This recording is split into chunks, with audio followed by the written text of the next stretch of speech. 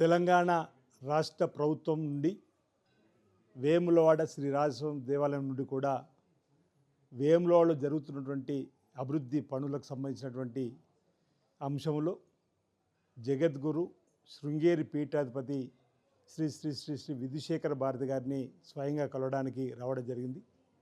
గౌరవ ముఖ్యమంత్రి శ్రీ రేవంత్ రెడ్డి గారి నాయకత్వంలో ఇప్పటికే దక్షిణ కాశీగా పేరుగాంచినటువంటి వేనాడ రాజన్న ఆలయానికి సుమారు 250 కోట్లు వెచ్చించినటువంటి సందర్భంలో జరుగుతున్నటువంటి పనుల వివరాలను చెప్పడానికి రాష్ట్ర ప్రభుత్వానికి సంబంధించిన అధికార యంత్రాంగం గౌరవనీయులు శ్రీనివాసులు గారు సిఎంఓ ఆఫీసులో ఓఎస్డీగా ఉన్నటువంటి వారు, అదేవిధంగా దేవాదాయ శాఖ కమిషనర్గా ఉన్నటువంటి హనుమంతరావు గారు, దేవాదాయ శాఖ అడ్వైజర్గా ఉన్నటువంటి గోవిందారి గారు, రాజన్న సిరిసిల్ల జిల్లా కలెక్టర్గా ఉన్నటువంటి వీటీడీ వైస్ చైర్మన్ ఉన్నటువంటి గరిమా అగర్వాల్ గారు, అదేవిధంగా వేములవాడ దేవస్థానానికి సంబంధించినటువంటి ఈవో గారు, ప్రధాన అర్చకులు ఉమేష్ చంద్ర గారు, అదేవిధంగా శరత్ గారు, అందరము కూడా స్వామివారి సన్నిధిలోకి వచ్చి వేములవాడలో జరుగుతున్నటువంటి అభివృద్ధికి సంబంధించినటువంటి జరిగినటువంటి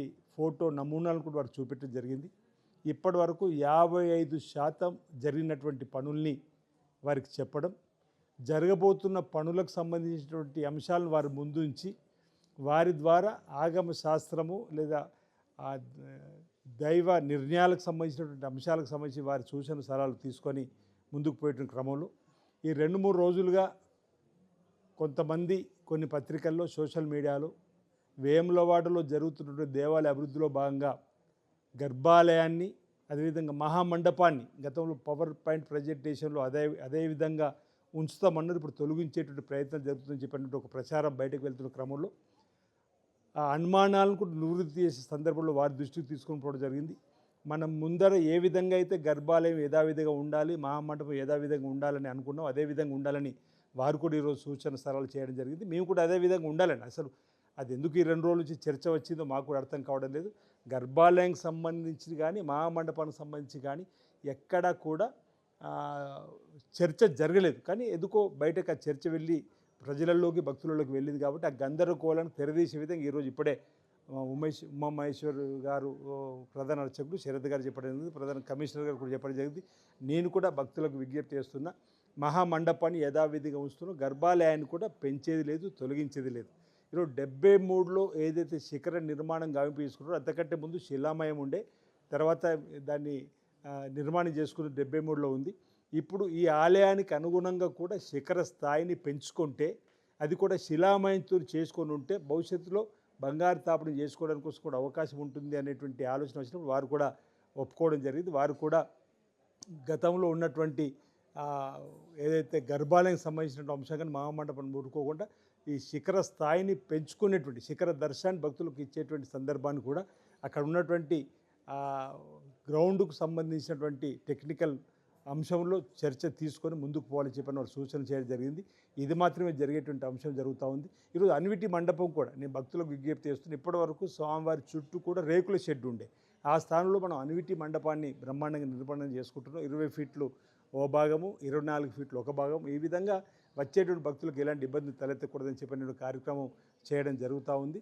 ఈరోజు నిర్మాణాలన్నింటినీ కూడా ఏదైతే జరుగుతున్న తీర్థులను వారికి చెప్పడం జరిగింది. వారు శుభమనేటువంటి మాట చెప్తూ తొందరగా పూర్తి చేయాలని చెప్పిన మాట చెప్పడం జరిగింది. అధికారులతో చర్చ జరిపినప్పుడు 4,80,000 క్యూబిక్ ఫీట్లకు సంబంధించినటువంటి శిలలు కూడా అవసరం అవుతుందని చెప్పడం జరిగింది.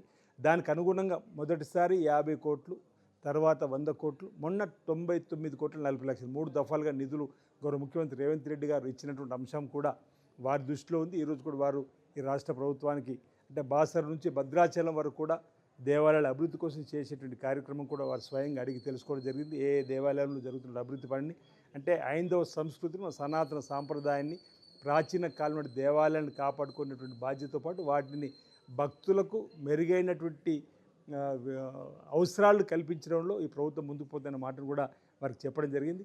ప్రధానంగా నా వేములవాడ విషయానికి వచ్చే వరకు మా జిల్లాకు సంబంధించిన ఉమ్మడి మంత్రులు పెద్దల శ్రీధరబాబు గారి సహకారం, పొన్నప్రభు గారి సహకారం, మా ఇన్ఛార్జ్ మినిస్టర్ గారు తుమ్మల నాగేశ్వరరావు గారు, అదేవిధంగా అడ్డు లక్ష్మణ్ కుమార్ గారు, దేవాదాయ శాఖ మంత్రి కొండ సురేఖ గారి సహకారంతో పాటు ప్రిన్సిపల్ సెక్రటరీ శైలజ రామయ్య గారు, అదేవిధంగా ఇప్పుడు ఇంతకుముందు చెప్పినటువంటి ఈ అధికారులందరూ కూడా ఒక టీం వర్క్గా దక్షిణ కాశీగా పేరుగాంచిన వేల రాజన్న ఆలయాన్ని అభివృద్ధి పత్రుల్లో తీసుకొని పోవాలని, భక్తుల మనోభావాలకు అనుగుణంగా ముందుకు తీసుకొని పోవాలని, ఆగమ శాస్త్రంకు అనుగుణంగా ముందుకు తీసుకొని పోవాలని చెప్పి అనేదే తపనతోని తాపరితో పనిచేస్తూ దీనికి గౌరవ ముఖ్యమంత్రి రేవంత్ రెడ్డి గారి తోడు అంటే వారు కూడా ఇక్కడ వెంటనే ఆలయ నిర్మాణం పూర్తి రావాలనేటువంటి సంకల్పంతో ఉన్నటువంటి ఆలోచన కూడా మనకు చెప్పడం జరుగుతుందని మనం చెప్తూ భక్తులకు నేను ప్రజలకు వేనాడ పట్టణ ప్రజలకు కూడా విజ్ఞప్తి చేస్తూ ఉన్నా, మహామండపాన్ని ముట్టేది లేదు, గర్భాలయాన్ని ముట్టేది లేదు అనేది దయచేసి గమనించాలని సందర్భంగా కోరుతూ 73లో నిర్మాణం చేసినటువంటి ఏదైతే శిఖరం ఉన్నదో ఆ స్థానంలో శిలామయంతో మరో 4.5 ఫీట్లు పెంచుకోవాలని చెప్పినటువంటి ఆలోచన వచ్చింది తప్ప మరొకటి కాదు.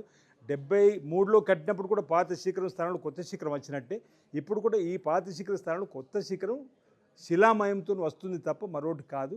దీనివల్ల భక్తుల మనోభావాలు మరింత పెంపొందించే కార్యక్రమం ఈ రాష్ట్ర ప్రభుత్వం చేస్తుందనే మాటను ఈ సందర్భంగా నేను చెప్పే ప్రయత్నం చేస్తూ భవిష్యత్తులో కూడా ఇంకా ఇప్పుడు చాలా శరత్ గారు కానీ ఉమేష్ చంద్ర గారు అనేక సూచనలు చేసి వాటి సూచనలన్నింటి కూడా ప్రభుత్వం తీసుకుంటుంది, పరిగణలోకి ఆగమ శాస్త్రం తీసుకుంటుంది, శృంగేరి పీఠాధిపతి గారు తీసుకున్నారు. మళ్ళీ ఏమైనా ఇబ్బందులు అనిపించినప్పుడు వారు కూడా చక్కటి సూచనలు చేస్తానని చెప్పడం జరిగింది. కాబట్టి వేనాడు రాజన్న ఆలయాన్ని అందరి ఆలోచనకు అనుగుణంగా ముందుకు తీసుకుపోతామని సందర్భంగా తెలియజేస్తూ ఈరోజు జగద్గురు గారి దగ్గరకు వచ్చినప్పుడు శారదాంబ వారి ఆశీస్సులు కూడా తీసుకోవడం జరిగింది. లోక కళ్యాణం జరగాలని తెలంగాణలో భారతదేశంలో కూడా సకాలంలో చక్కటి వర్షాలు బ్రహ్మాండంగా పడి పాడి పంటలు బ్రహ్మాండంగా పండి రైతు వర్గంతో పాటు అన్ని వర్గాల ప్రజలు సుఖమయ జీవితంతో ఆనందమయ జీవితంతో అశ్రేష్ఠులతో ఆయుర్వేదంతో ఉండాలని చెప్పని కూడా వేడుకోవడం జరిగిందన్నమాట ఈ సందర్భంగా తెలియజేస్తా ఉన్నాను.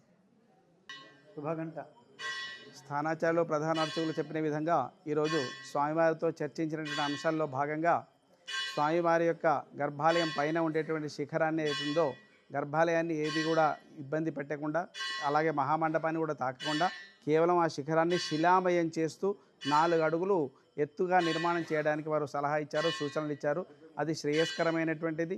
ఇతపూర్వం 73లో కూడా అది కేవలం ఇటుకతో మాత్రమే నిర్మాణం అయింది కాబట్టి శిలామయం అతి శ్రేష్టమైందని చెప్పి వారు సూచనలు ఇవ్వడం జరిగింది. ఆ ఉన్న గర్భాలయ యొక్క ప్రాకారం పైననే ఆ శిఖర స్థాయిలో ఉండేటువంటి స్థలము నుంచి 4 అడుగుల ఎత్తులో ఆ శిలామయంతో ఆ శిఖరాన్ని నిర్మాణం చేయటకు వాళ్ళు ఆదేశాలు ఇచ్చారు, సూచనలు ఇచ్చారు. ఆ మేరకు ముందుకు పోవడం జరుగుతుంది. స్వామివారి మూర్తులను కానీ స్వామివారి మహామండపాన్ని కానీ స్వామివారి యొక్క గర్భాలయాన్ని కానీ దేనికి కూడా ఏ రకమైనటువంటి ఇబ్బంది లేకుండా అట్టిది కూడా గ్రౌండ్లో ఏ రకమైనటువంటి బలాన్ని పూర్తిగా పరిశీలించి ఆ యొక్క కార్యక్రమాన్ని చేపట్టవలసిందిగా వారు తగు సూచనలు ఇచ్చారు. స్వస్తి.